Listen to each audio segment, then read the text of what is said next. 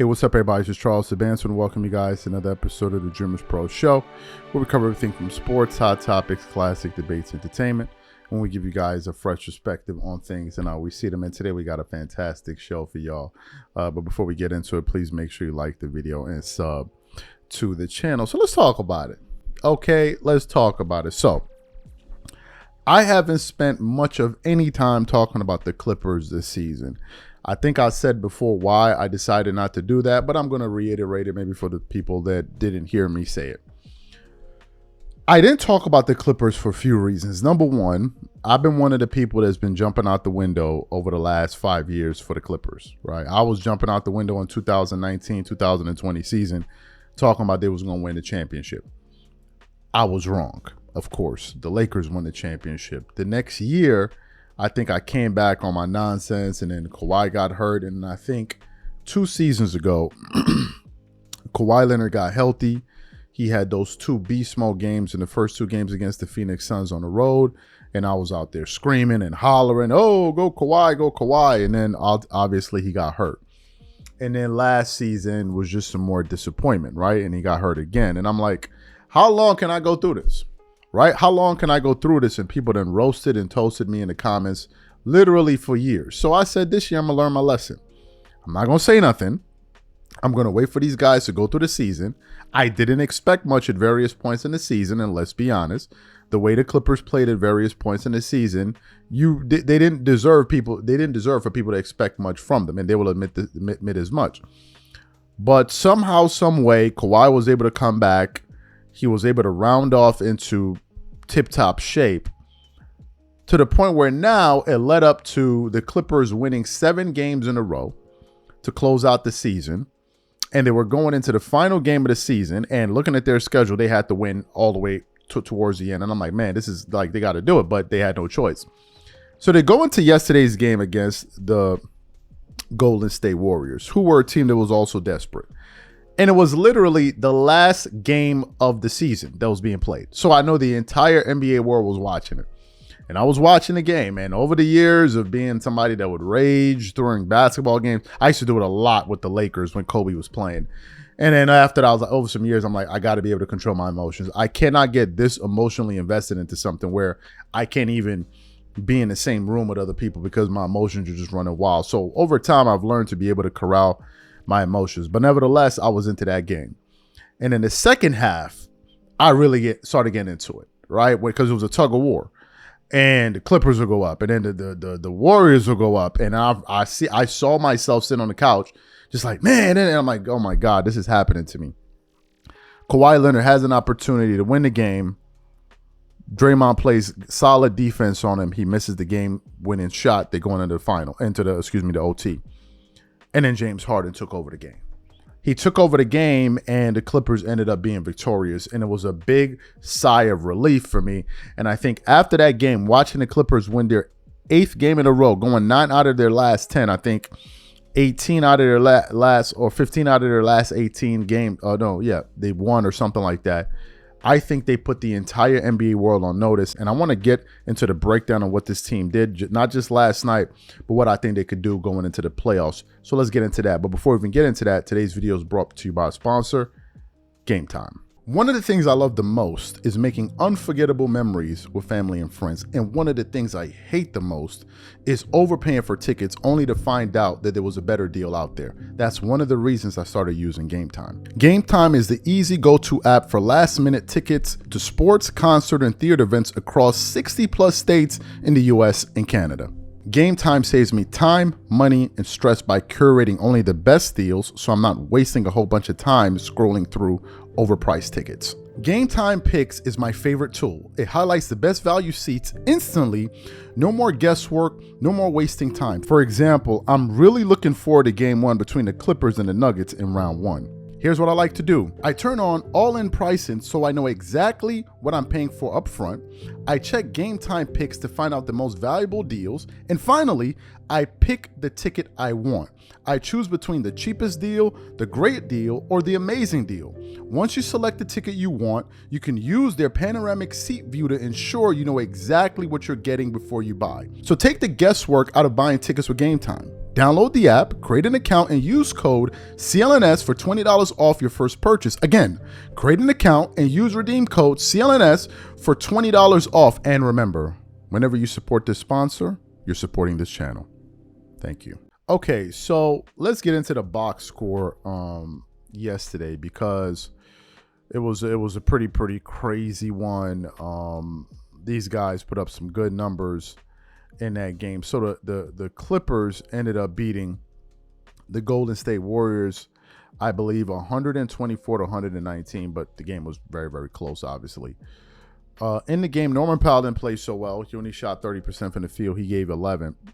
Kawhi shot 65% from the field, 50% from three, 60% from the free throw line, scoring 33 points. Ivica Zubac had 22 and 17. We need to give a moment and pay some respect to Ivica Zubac. Ivica Zubac has developed so much as an NBA player that now he's one of the top 5 big men, 7 big men in the entire NBA. And I think his play this season has given the Clippers a different complexion, right? He is a legitimate presence in the middle, right? So shout out to him. Chris Dunn played well, although he had some boneheaded plays, but nevertheless, when he did shoot the ball, he was extremely efficient. He shot 100% from the three, hit all 3 of his 3-point shots, hit all of his field goals. He had 11 points with 6 assists. James Harden, 39 points on 56% shooting from the field, 62% from the three, 89% from the 3-point line, while getting you 7 rebounds and 10 assists, although he had 6 turnovers, and some of those turnovers were careless, but nevertheless, he had a monster game. And as I was watching that game, I'm saying to myself, this team really meshes together. And I'll say something else that I was thinking about, and I'm going to say it now. You remember when people were hollering and screaming about the Clippers making a decision about Paul George? Oh, should they keep him? Should they keep him? I was like, Paul George got to go. Look, at the end of last season, it became crystal clear to me that out of those 4 guys, with Paul George, Kawhi Leonard, Russell Westbrook, and James Harden, the 2 that needed to go, because I said they had to break him up. If you remember, I said they got to break up this core. If you remember, they got to break him up. And the 2 guys that needed to go was Paul George and Russell Westbrook. I'm going to tell you why. One, Russell Westbrook can be unreliable and make some boneheaded plays, as you saw. He can be good. He can give you a lot of energy. He can make hustle plays. I get that. But at times, he can just, you'll make a play and you be all sitting there looking like, wait, did this just happen? You need to look no further than that what is it? That play that he had when he missed the layup and then fouled the 3-point shooter. So you got that. Paul George needed to go because Paul George was extremely unreliable in the playoffs. Extremely. Even if he was healthy, he would be extremely unreliable.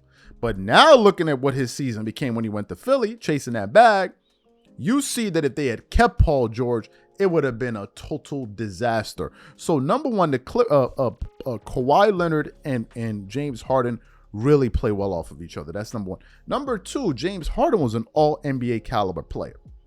Kawhi Leonard, who his numbers this season are quite deceptive, because if you look at his season averages, he's averaging 21 points per game, 21 and a half points per game on 50% shooting from the field, 41% shooting from the three, and 21% shooting from the free throw line. You look at him, you're like, well, he only is a 50. What is it? He's only a 21 point per game scorer. Like, what's so impressive about that? Those numbers would be very deceptive.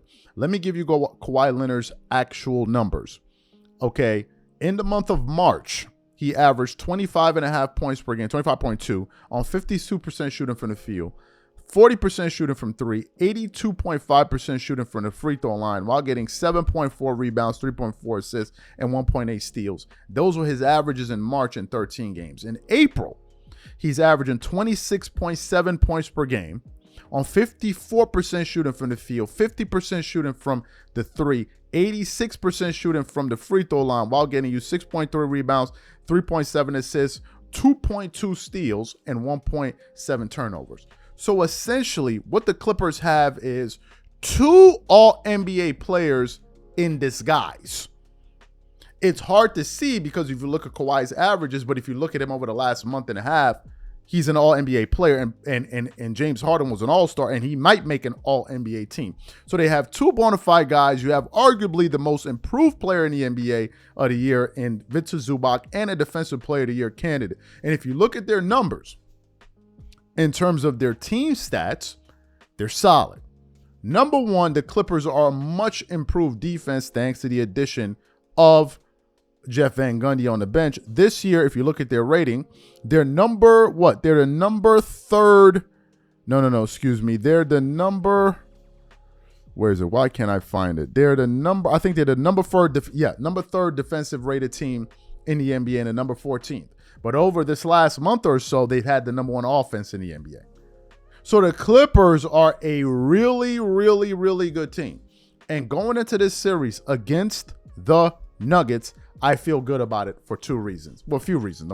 Number one, Paul George isn't there. If you go back to that 3-1 series blow up that they had when they blew that series, Kawhi Leonard played fantastic for 6 of the games. Paul George was just a disaster. And what ended up happening in Game 7 was Kawhi finally had a bad game from carrying Paul George's ass. And then Paul George had another bad game, hence they lost. So Paul George is no longer part of the equation, number one. Number two, they have a better coach in Ty Lue who's able to make adjustments, unlike what was being said about Doc Rivers there. Number three, they're a much improved defensive team. Number four, you look at the fact that the Denver Nuggets are going through a coaching transition into coaching position. So this Clippers team, I'm picking them to beat the Nuggets. And I think that looking at how they've been playing over the last month or so, they put the entire league on notice. You forget the Clippers went into Golden State and won that game. They went into Oakland and won that game. So I'm very, very high on the Clippers.